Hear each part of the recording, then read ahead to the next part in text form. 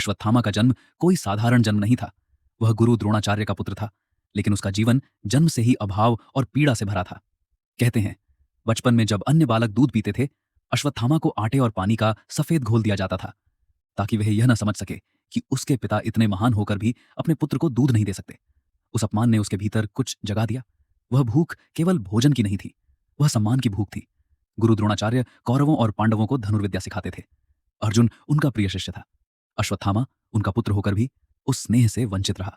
उसने स्वयं से वादा किया, मैं ऐसा योद्धा बनूंगा जिसे कोई नजरअंदाज न कर सके। महाभारत का युद्ध आरंभ हुआ। कुरुक्षेत्र की भूमि रक्त से भीग गई। अश्वत्थामा ने कौरवों की ओर से युद्ध किया, पूरी निष्ठा से, पूरी क्रूरता से।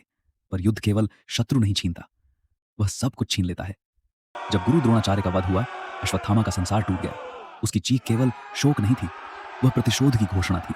उस रात उसके भीतर का मनुष्य मर गया। अंधकार में जब पांडवों का शिविर सो रहा था, अश्वत्थामा तलवार लेकर आया। न कोई चेतावनी, न कोई युद्ध का नियम। उसने निर्दोषों का वध किया, द्रौपदी के पुत्रों का। उस क्षण वह योद्धा नहीं था, वह क्रोध का अवतार था। पकड़े जाने पर अश्वत्थामा ने ब्रह्मास्त्र का प्रयोग किया, वह अस्त्र जो सृष्टि को भी नष्ट कर सकता था। यह युद्ध नहीं था, यह विनाश था।